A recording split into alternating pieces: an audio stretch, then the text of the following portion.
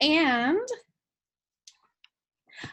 welcome to IL MathCom. Today we're going to be talking with Dr. Peg Smith, who has been the author of many books, has been a featured speaker many times at NCTM, has done great work that I've followed over the year, and I hope many of you have. I hope that's why we have a good number of people today.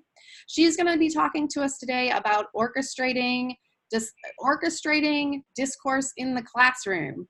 So I'm going to go ahead. And I just want to give, everybody should give a round of applause. You can do that visually for us at how excited we are to have Dr. Smith with us. So Peg, I'm going to hand it over to you to go ahead and start and share your screen. Okay, great. Thank you, Heather, and welcome everybody. So as Heather said, today we're going to be talking about orchestrating discussions. And particularly, I want to focus on some of the challenges that you might face as you try to do this in your own classroom. So just to give you a quick overview of what we're going to be doing for the next hour or so, I want to start by reviewing the 5 practices model. Then I want to describe some new work that we've been doing recently on the 5 practices. Then we'll move into a discussion of the challenges that you might face, and finally leave you to think about how this model might help improve discussions in your own classroom. So I don't know how many of you are familiar or the extent of your familiarity with the 5 practices, but just so that we're all on the same page, I want to give a little bit of overview. So the 5 practices, this was the initial book, the purple one in the background there, which was published in 2011, and then the second edition, which came along last year. And the book really provides a model for developing and sustaining discourse-rich classroom. It helps teachers balance attending to mathematics and to students, and it supports an equitable mathematics classroom. So the 5 practices, I'm going to try to move this over here a little bit. Okay, the 5 practices are anticipating, monitoring, selecting, sequencing, and connecting. And I'm going to talk about each of those in a little bit more depth.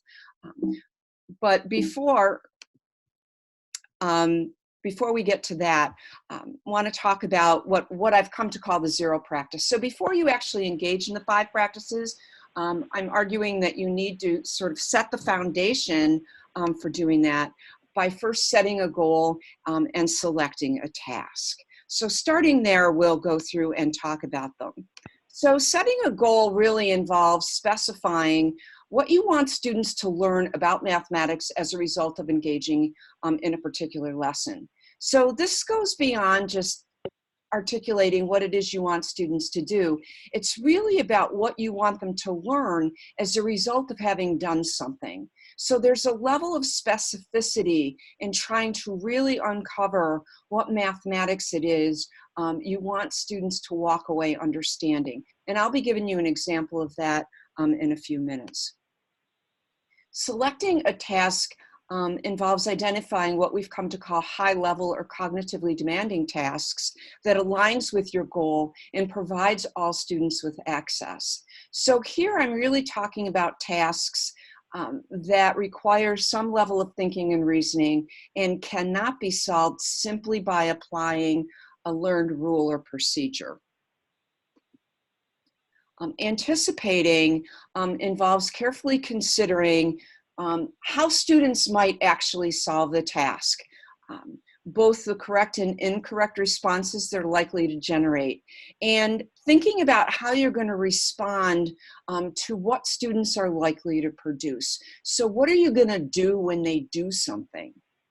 And finally, it's about trying to think about, of all the things that students might do, which of those things are most likely to help you get to the mathematics that you've identified as your target.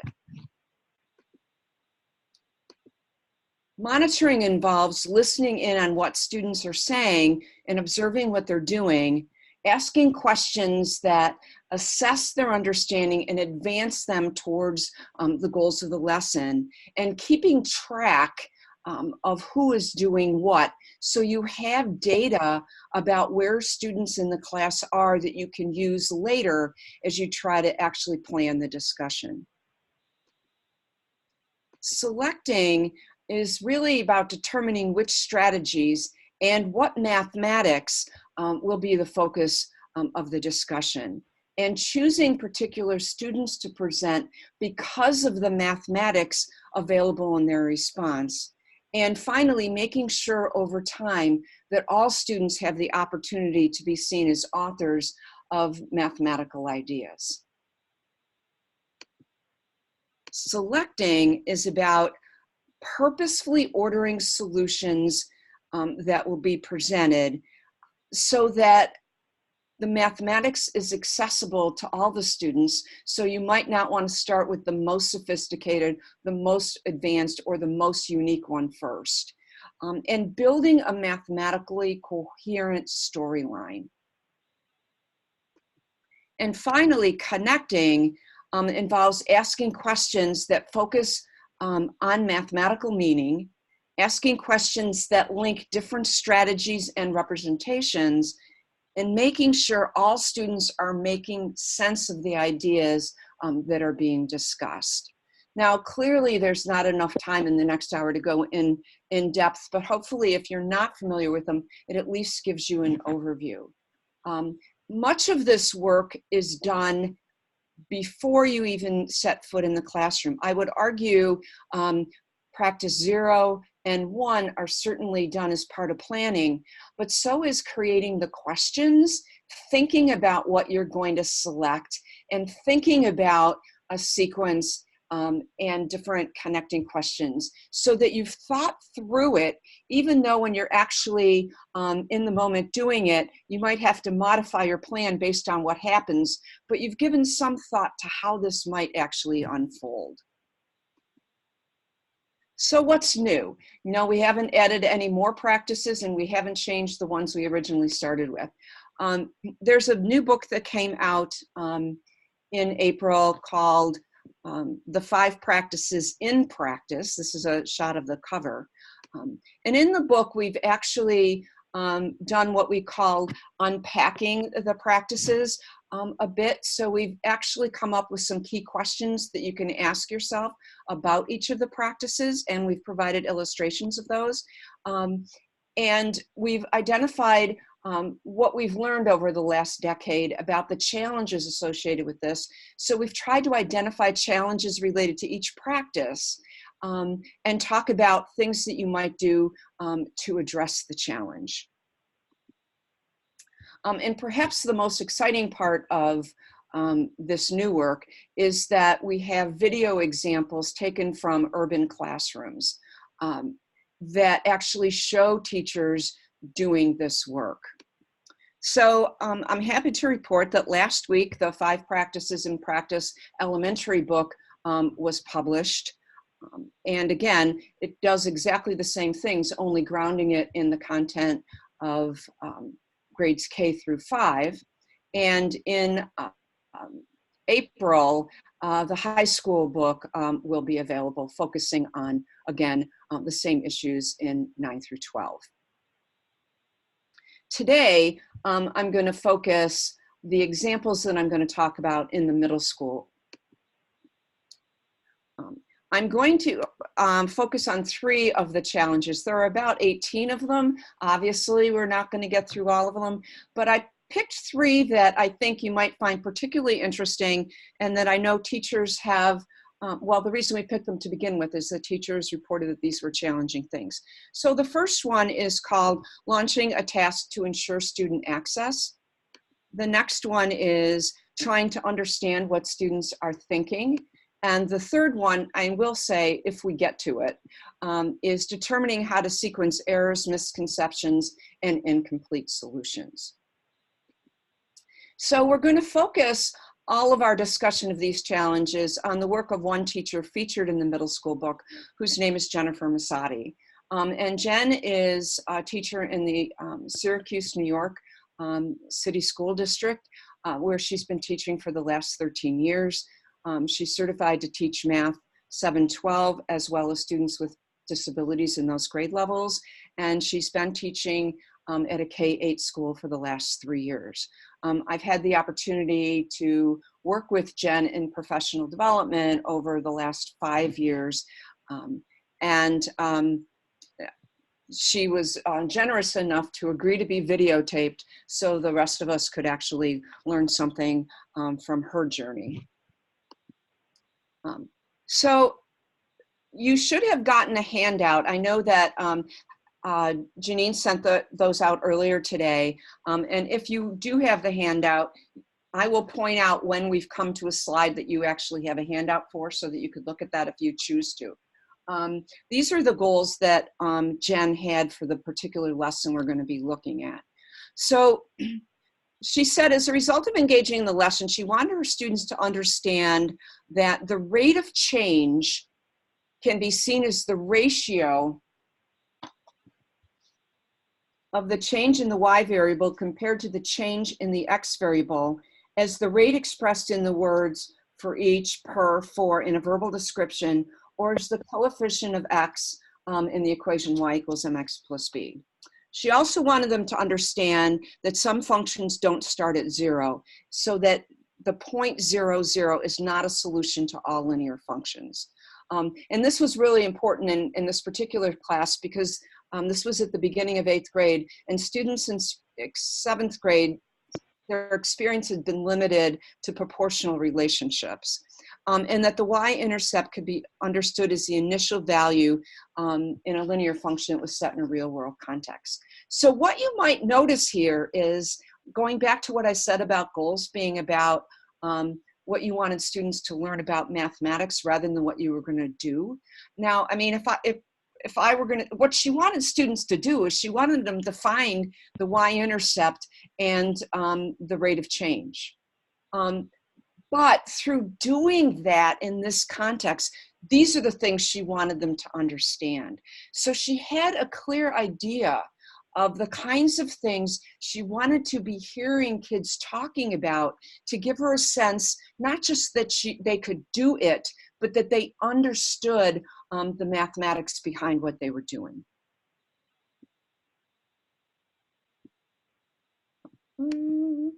So the next, probably the next 2 pages of your handout are the tasks that she selected for students to work on in order to accomplish these goals. And this was actually a task that she had adapted. So the context of the original task was different, although the mathematics was the same. And she changed it to going to the state fair. She did that because, as those of you who are not New Yorkers, which is probably most of you, don't know that Syracuse, New York is the home of the New York State Fair. And it was the first state fair in the United States. And all of the students in Syracuse go to the state fair. It's literally right down the road. So what I want you to do now is think about, how would you solve this task, and what would you want kids to, what do you think kids will do with the task? And literally, I'm going to give you 1 minute to think about that. No breaking up into rooms yet. 1 minute to think about that on your own before I go on. I'm literally going to put on a timer for 1 minute.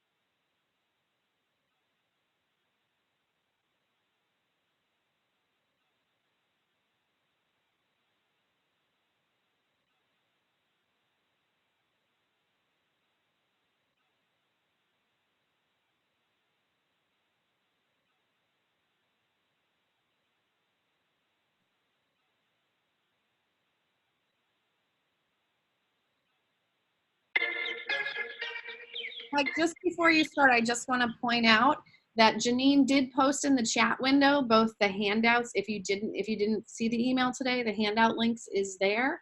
as well as the pre-survey. So just letting you know if you're feeling like, wait, I don't have this piece of paper.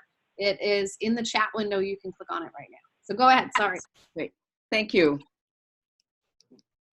So you might have actually picked 2 points, found the slope, and then used the slope and a point to find the y-intercept. But this is not an approach that was available to Jen's students. So she anticipated that students might actually make a table and take the 3 points that were given and maybe not do anything else with it. She also thought that students might notice that one cost $8.50, 8 cost $12, so on, and find the 3 different unit prices. She also thought that they might take the 2 points that were closest together and determine that 2 tickets must cost $1, and then perhaps reason from that that 1 ticket was 50 cents. They might take a straight edge and actually connect the points on the given line and take it back to 0, find that the entry fee is actually $8 and therefore the tickets must be 50 cents. Or they might actually take the table, put in values, and then based on that, try to find other values that made sense given the ones that were on the graph. Now, one thing that you might notice about what she anticipated is that B is not a correct solution, and A really isn't a solution at all. And this is really important because she wanted to be prepared to respond to students who were on a correct pathway, as well as students who were not. So anticipating things that weren't quite right was a really important part of her planning for the lesson. One of the things that, what I said when we first started talking about tasks was that you need to have a high-level task. And not all tasks are worth talking about. If it's a very procedural task, okay, let's just make sure we all got the right answer and we know how to do the procedure and let's move on. So one of the things that we've been thinking about lately is what are some of the features that make it a good task? So a task that requires thinking and reasoning, that can be entered and solved in multiple ways, that requires an explanation or justification, that provides opportunities to make connections between different representations, involves looking for patterns, making conjectures, and forming generalizations.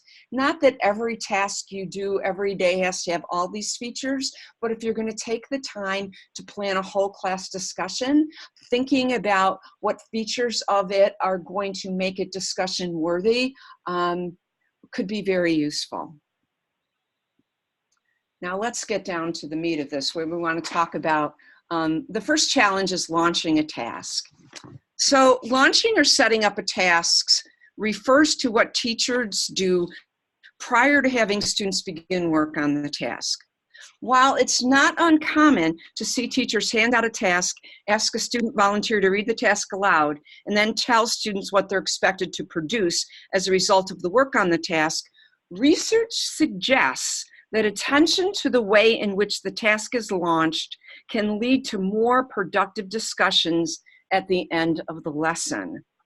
Perhaps the most challenging part of launching a task is making sure that you do enough to ensure that students understand the context and what they're being asked to do, but you don't do so much as that there's nothing left for students to figure out.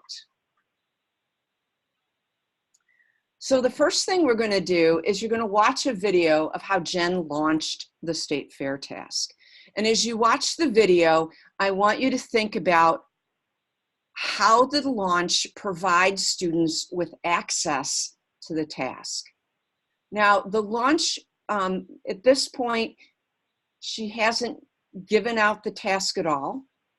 After she finishes the first part of the launch, she's actually going to hand out just the first page of the task without any questions attached to it. So when we tried this the other day, it all worked perfectly, so we'll cross our fingers that that will happen again.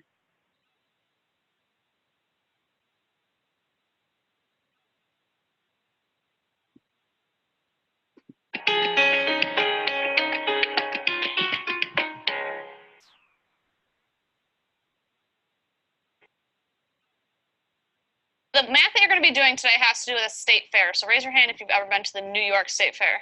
Mason turned 3 in May, so it was his first time going to the fair and actually going on rides. We purposely scoped out all the kiddie rides. We found like the most gentle ride we could find for Mason. And as you can see by his face in this video, he's freaking out. So like it's not moving yet. Like he's just sitting there waiting for the ride to start, and he's losing his mind. Are you ready for it? Yeah. Because the beginning of it is the best part.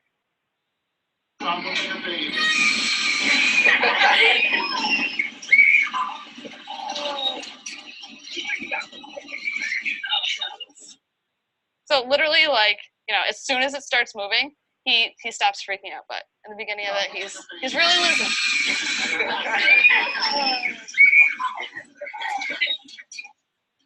Having time of his life. For this task, you are going to be at a different state fair. You're going to be at the Kentucky State Fair. So I'm going to give you this graph. I'm going to set the timer. All I want you to do when the timer is up, it's only going to be for 1 minute, is write down any 2 things that you notice about this graph right here. It's a state fair. The people walk into the fair, they give them their like entry ticket, whatever. They get there, they get their ride tickets, and they buy a bunch of ride tickets depending on how many rides they want to go on. So when you get this, how many things are you writing on your paper? You cannot be wrong if you notice it. So don't be afraid to write something. Okay, sounds like you guys are done. So if you have something that you want to share, I'm going to write down some of the things that you guys noticed. Don't be afraid to share it, because a lot of you guys did notice some of the same things. That's good. Let's go with Binti. Tell me one thing you noticed.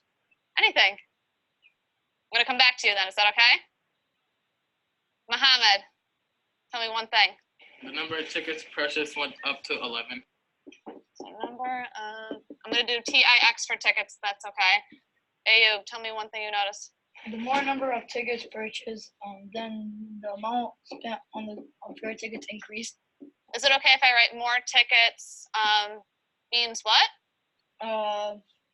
More money spent, like increased. More money spent. E.g. Let's go. Ayub, pick somebody. Point to the person that you're going to pick to. I noticed that it has to be at least $14 to spend, since it only goes up to 14 to spend at the fair. What do you mean, at least 14 to spend?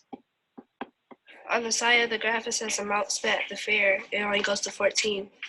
So on the amount spent side, it goes to 14. Jasmine, pick somebody. More tickets that they have increased the amount of spent at the fair. Is it okay that I link you up with what Ayub said? More tickets means more money spent? Yeah. Okay, so I'm going to put your name and initials next to that as well. We're going to do one more notice thing. I'm going to go with... Go ahead, Dejor. I noticed that someone paid $13 for 10 tickets.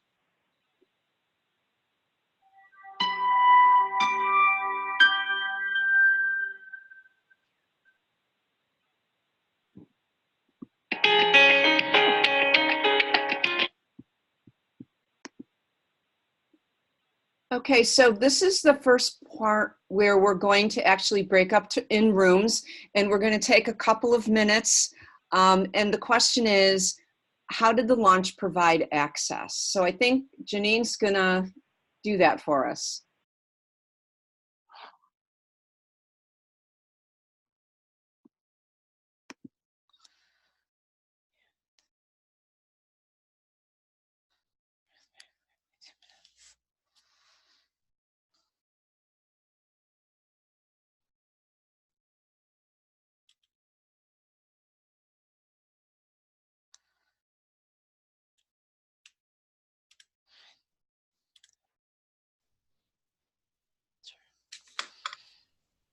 Hello. Hello. All right. We were tasked with how this launch provided access, right? That was the question. Mm-hmm. Yeah. Right. So what do you guys think? What do you guys have to share?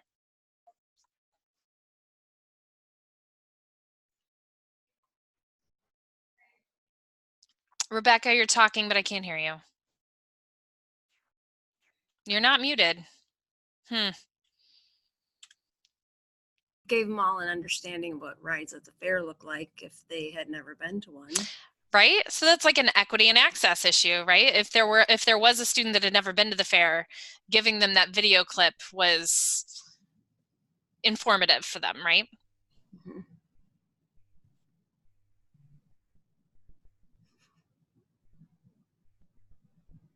We talk about that in science all the time, about starting with a shared experience of some kind. So giving them the video allows that shared experience, even if they can't be there firsthand. I think the way that she told them just, what do you notice? It allowed them to go at the task without any preconceived notions. Right. They were just exploring what they already knew. And so for a kid that might have anxiety about mathematics, maybe they're noticing something that isn't even mathematical, but it's not wrong. It's not incorrect. It gives them an opportunity to write down and kind of ease their way into the math of the situation, right? Also a very good equity and access. That is 2 minutes already. All right, so I'm going to close our rooms. Who of you will share out for us? Anybody? Nose goes? Kathy, will you please share out for us? Sure. Awesome, thanks. Now I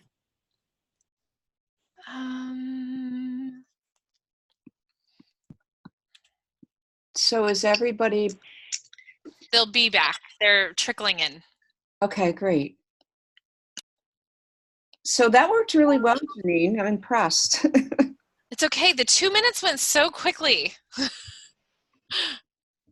Well, we actually got quite a lot done in 2 minutes. We had a little discussion. It was good. We'll just wait a little bit for.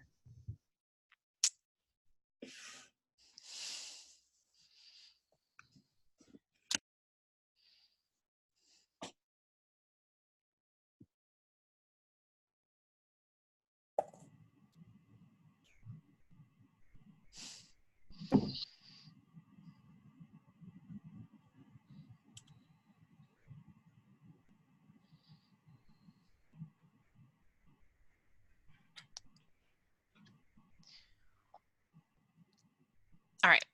The breakout rooms are completely closed. Great, thank you.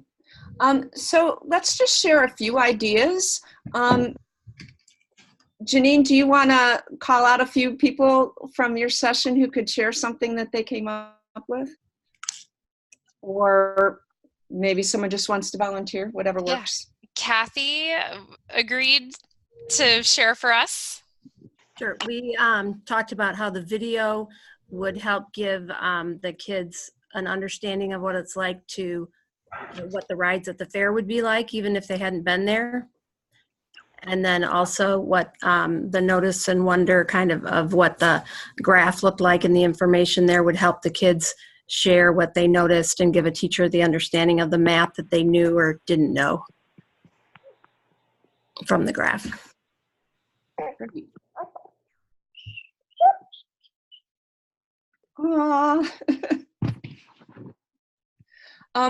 Lily, you also mentioned something related to the noticing and wondering that was a little bit different than what was just talked about. Could you add to that?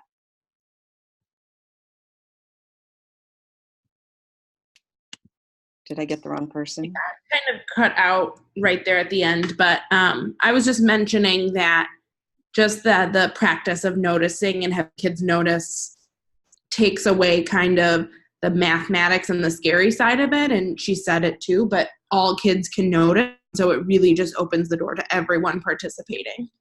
Okay, great. Thank you. Is Heather back?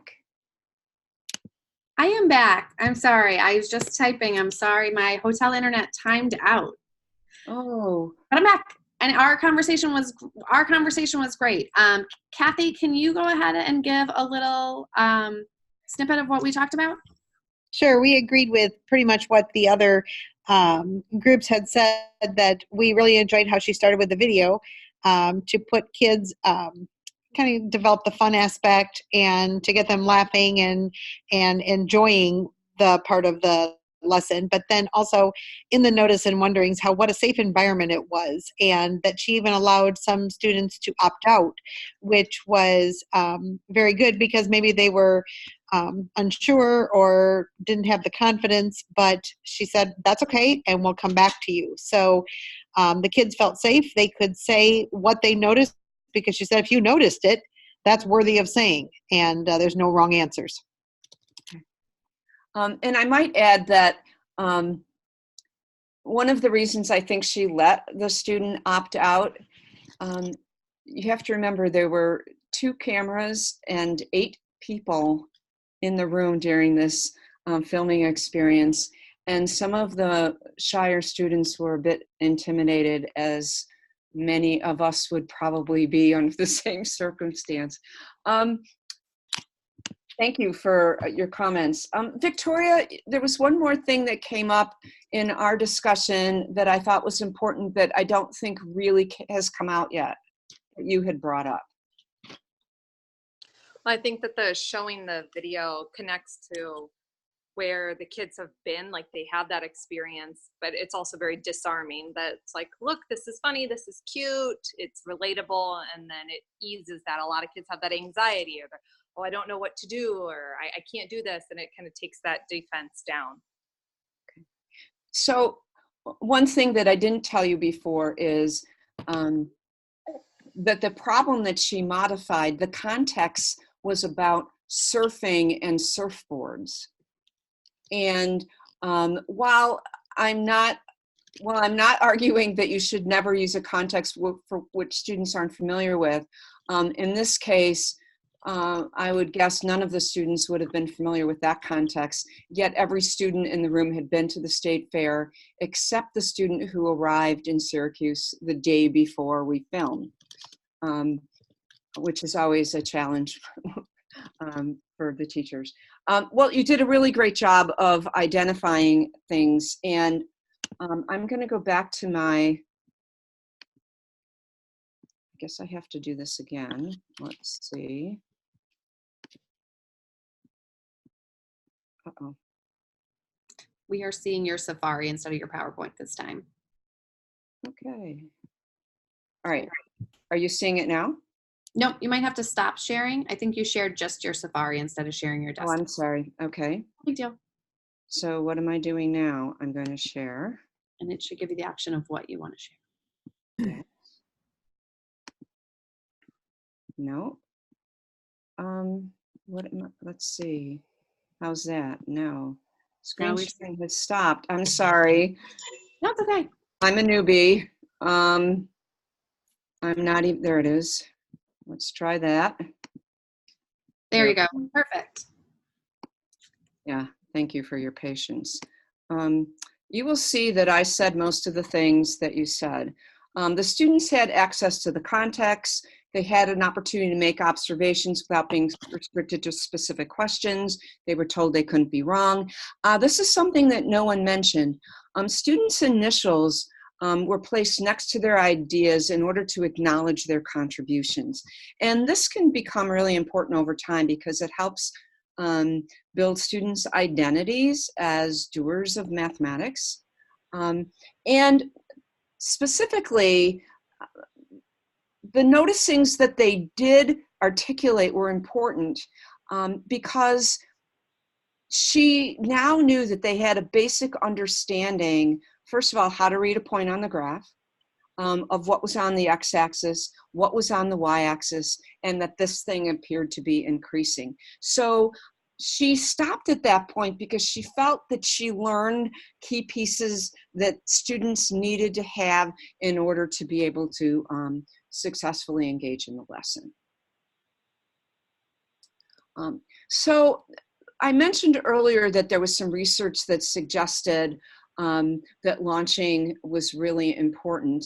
And this work by Kara Jackson if you haven't seen this article, it's really a great article, and there's a companion article that's a research version of that in the Journal for Research in Math Ed.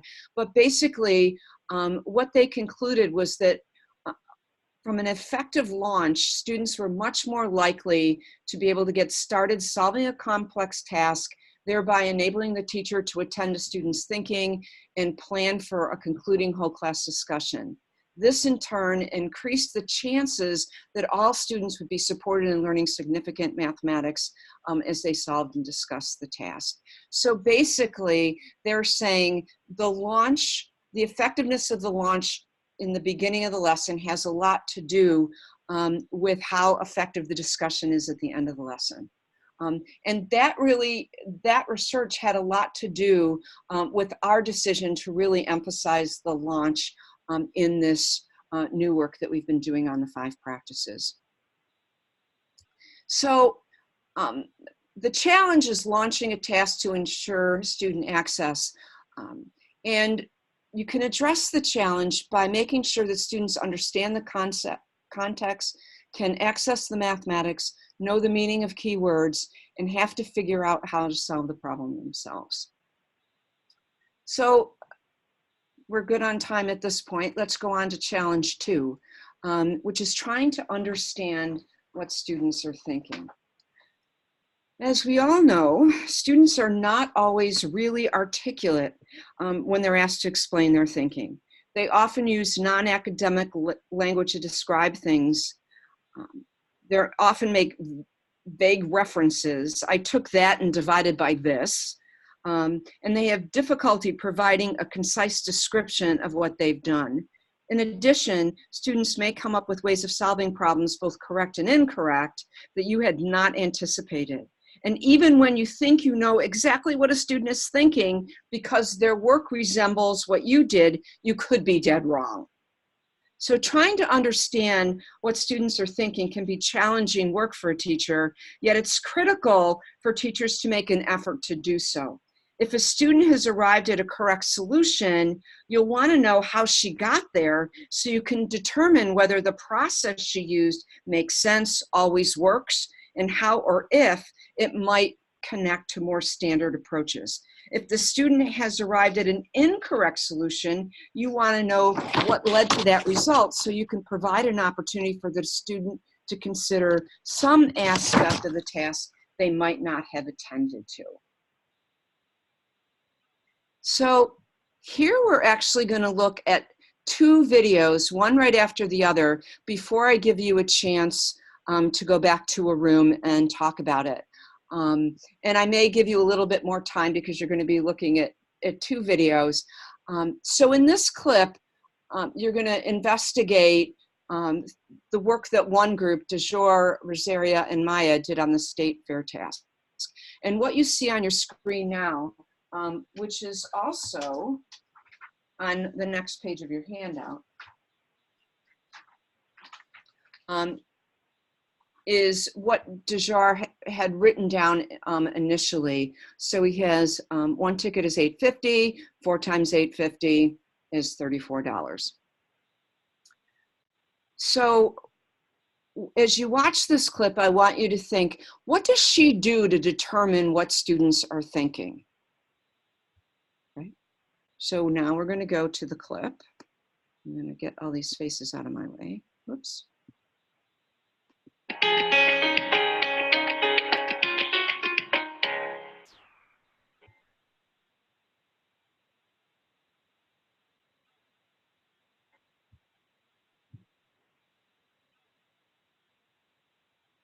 So I agree that it does increase. How can you tell on the graph that the cost is increasing again?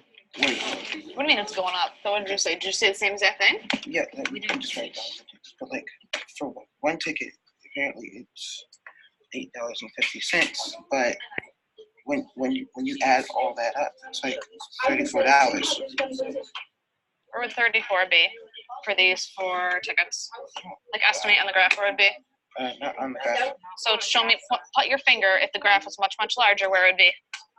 So what are you thinking then? Here. So based on that's where 34 would be, like, what is your brain thinking right now? I'm really thinking that this is wrong because So forget this math for a second. Even if your answer is not correct, about what price do you think it was? For 4 tickets, I feel like it was like, how much is that? I feel it should have been like up here in like 10 area. So why is this so much higher than this 10 that you're thinking over here when you look at the graph? I want you guys to figure that out. Why did you think this number? And then here, when you look at the graph, then you think it's like closer to 10, which is much, much smaller of a cost compared to like 34. So I'm gonna come back to you guys. Okay. So, but for 1 ticket, apparently it's $8.50.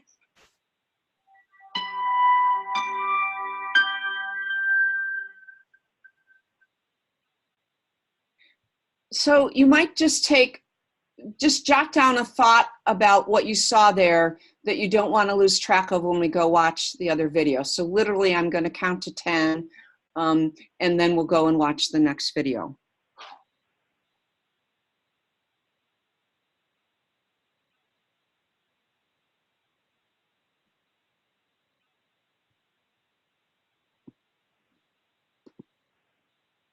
Okay, so in the next video, Jen is going to be talking with Serenity and Adwami. And this is actually her second visit to this group. When she visited them the first time, they were confused about how to begin the task. After a brief conversation, she challenged them to estimate the cost of 4 tickets. And then she literally walked away and left them. In this clip, she returns to see what progress they've made. So if you look at your handout, and I'm also going to show it on the next screen, this is what Jen saw on Serenity's paper when she approached the group. So take literally, let's go there. Take 1 minute and see if you can figure out what Serenity was thinking.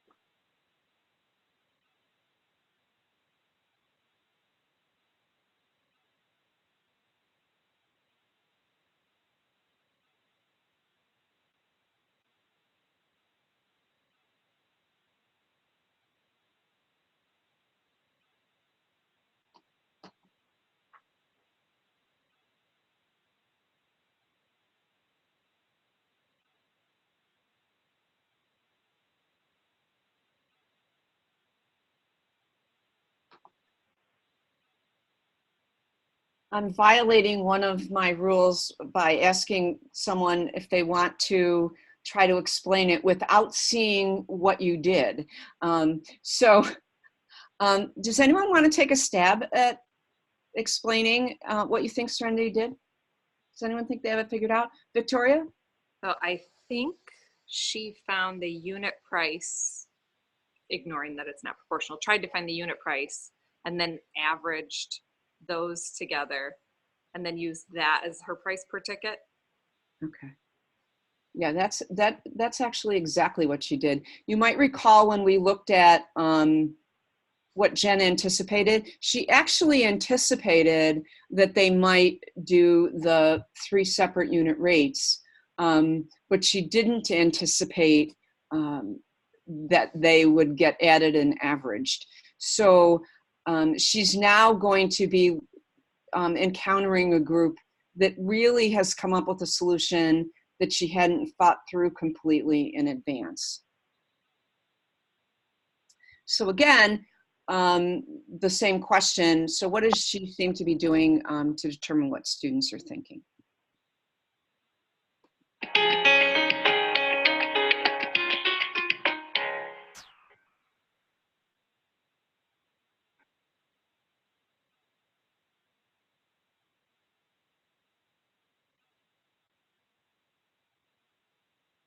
So what's all this math right here? That's to find like 10 tickets is $1.30, and 8 tickets is $1.50, and then 1 ticket it said, so 10 tickets, it said it was $13, so I divided it.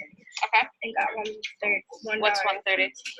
$1.30 is for what? For each ticket. If they're $13, and he got 10 tickets. So if I'm going to this fair, no way I want to pay this price each ticket. So how do I get to pay that price? So I don't. This is so hard. So is there like better rides to go on? Like I have to pay a lot more money for this ride ticket, and then I got to go on this really cool ride? No, because it said every ride ticket is the same price. Is that what you got? No. Well, then something else is happening here. Average. I found the average. Oh, you're averaging them. Yeah. You got $3.77. So I want you to prove that the average price comes out to this, and then this, and then this. Because these are already on the graph. Mm-hmm. I know that this are numbers, and this and that are numbers. Does that work with this average ticket price?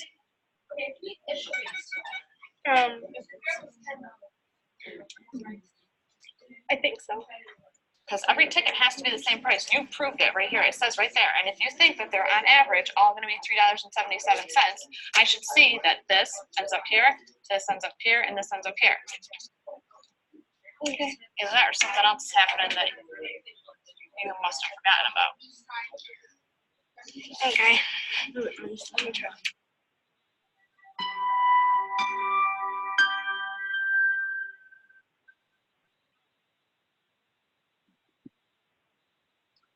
So we're going to go into rooms again, and it's pretty clear to me now that we're not going to have time for the third challenge. So let's take an extra minute in talking about this. So I'll set a timer for 3 minutes. And again, what did Mrs. Masadi do to determine what students are thinking? And why did she walk away from students before ensuring that they had the right answer? So she left both groups puzzling over a wrong answer that they had come up with. So Janine, do your magic.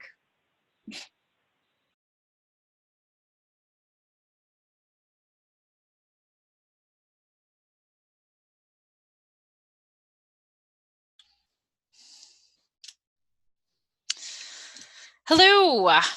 Slightly different rooms this time than last time. We had some people join us and leave and come back, so they didn't stay the way they were. So what do you think of the first question? How did she figure out what students were thinking? She asked them basic questions, just where did this come from? She basically identified a number or something on their paper there and said, where did this come from? She had them articulate how they came to that piece of information. So she made them verbalize their thought process. Yes, yes. Anything else? I like that she didn't like fill in the blanks for them with that either. When she's like, what's 130? Yeah. Like $1.30, $1.30 what? Like obviously she knows what that means, but she's making them connect those dots. Right? Making them be precise with their language too. I like that. She also asked them what mathematical process they did. She could see it there. I mean, it was pretty obvious, but she asked them to explain their mathematical process. So they had to explain what they were doing in words as opposed to just pointing at it. Right? Instead of just looking at their work, because we know our students, sometimes the work that is on their paper isn't their own, right? They can be looking at the person next to them or across from them. So by making them really explain what the reasoning is behind their work, then we know that they understand what they did and why they did it. She also kept pushing with her questions to see if the answer that they had given was reasonable. Did it fit with the rest of the answers that they saw? I like that too. You were going to say something, LaTanya? Yes, I was. I'm sorry you can't see me. I don't have that capability. You're okay. Okay. But anyway, I think that she made them think about the implications of their solution, what they thought was their solution. Can you think further that if this is true, if we take your solution as true, then that means this. So does that mean that every ticket is a different price depending on something? Where would 34 be if you looked at the graph? Does that make sense? So she made them think about their solution with her questions. Mm-hmm. We have 30 seconds to be back. Can we talk about the second question real quick? What was the second question? Walking away. Why did she walk away? I think she walked away because she didn't want to lead them. She didn't want them depending on her. She wanted them to come to their own conclusions, not to look to her to lead them. Right? Making them do the work, even if they were struggling, still putting the onus on. For 0 tickets. We just came back. There we are. Yeah, I found a feature where I can just automatically shut them down after 3 minutes. And that was great. Because we didn't have the timer earlier. Very clever. Thank you. I love this feature. Okay, so Amber, do you want to start by talking about what our group came up with? A couple of things. Sure. So a few of the things that our group came up with included that, well, in addressing the first question, that what are some of the things that she did? Asking the students to prove it, or asking the students to share what they know and then building off of what they know and projecting past that a little bit to show them maybe where they're thinking. Maybe not show them where they're thinking, but for instance, when she said, can you estimate that for me on the graph? Where would it be? Where would your answer be on the graph? Or later on, she put it into context with the tickets in the second example.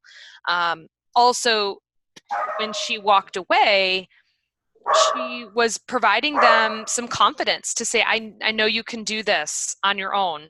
And I've led you to this point now, move on past that.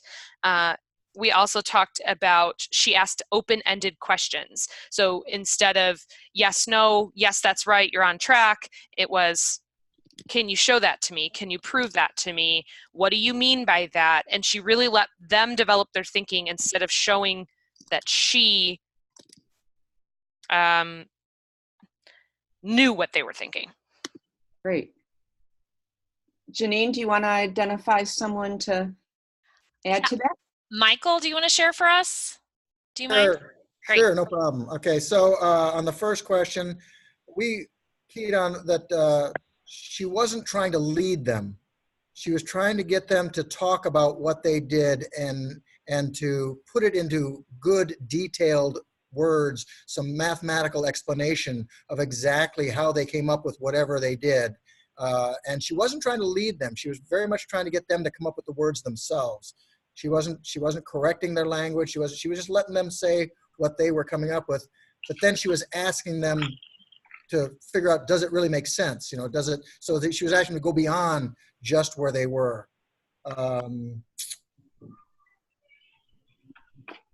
That was the first question. The second question about, let's see, what was the second question? Why'd she walk away? Oh, yeah, why'd she walk away? And that was to get them to come up with their own. Again, she didn't want to lead them. She didn't want them to depend on her for the solution. She wanted them to come up with their own path, their own analysis, their own discovery of what was going on. So Heather? Megan's going to talk. Okay. So what we deciphered was that she really guides their learning by asking advanced questions and then just not leaving them at the question. She's like, how did you come to this? Why? Show me, prove by, your reasoning, by showing me evidence. She leaves the groups with a wrong answer. One thing that I found was super interesting that we all kind of talked about is how students will kind of cling to the teacher for, is this right? Did I do this right? So we allowed them by doing it with her method to have confidence building and know that they're secure in their learning and take that ownership back. So I really like that. We really like that as a group. Well, once again, you've come up with some really very insightful things about that, and I'll share mine in a second. Heather and Janine, I know we're right at 5:30. Can we take just a couple more minutes to wrap this up? Yeah, Janine texted me saying the same thing. She said, don't cut her off. Okay. So if people need to leave, we understand. But yeah, go ahead and keep going if you need a few minutes. Okay. Let's see if we can get this right the first time. Yes. Are we sharing the right thing now? Yep, you are. Okay, good. Okay. So I think what you'll see here is I identified, I don't think I identified anything that hasn't been said. I might have used the language that we use in the 5 practices. So I would say she asked assessing questions to sort of figure out what it was they were thinking. She listened, pressed for clarity, pressed students to consider their current answer in light of the graphical representation. So she was really using the graph to help them see that what they've come up with can't really work without telling them they're wrong. She did not tell them what to do and never indicated whether an answer was correct or incorrect. And she left students to work on what I would call an advancing question. So this challenge really is addressed by asking questions, being persistent. Don't tell students what to do. This is a short-term solution that creates dependence. And anticipate solutions and questions in advance so you're ready for this. So one of the things is she had anticipated a lot of questions in advance of the lesson so that every time she went to a group, it wasn't a brand new, oh, now what am I going to ask? She really was ready. So when she came to something that wasn't exactly what she anticipated, she was able to think about, okay, how does this relate to what I thought they might do and what they're actually doing? So I'm going to skip challenge 3. You'll find it in the book if you want to know more. It's a good video, which we're not watching.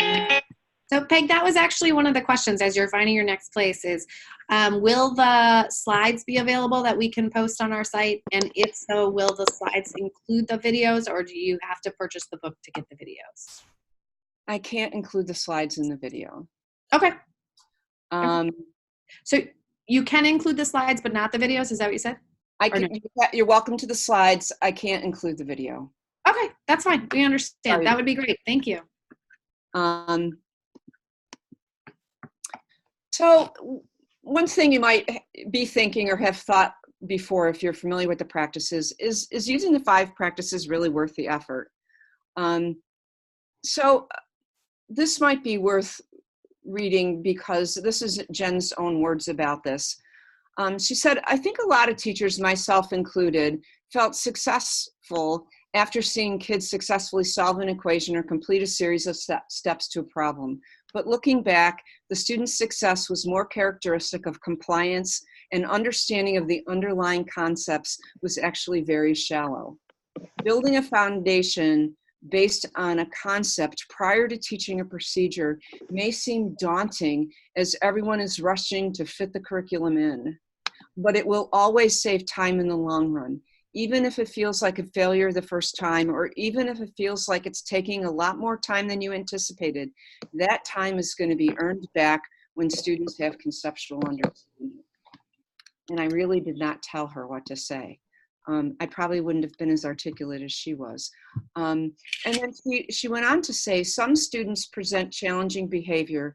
Some are hard workers than others. Some have a language barrier. Some have issues at home that are beyond my comprehension. Some are on grade level and many are not. But at the end of the day, the work of the 5 practices will bring the largest opportunities for all students to show progress from their current level and will outweigh typical stand and deliver instruction. So I think it's worth saying, you know, when I had the pleasure of doing a presentation at NCTM with Jen standing next to me, and everyone said, well, she's just special. Well, yeah, I think she's very special, but when I met her 5 years ago, she was a completely different teacher than she is now. It was through a lot of reflection on her own work that led to where she is today.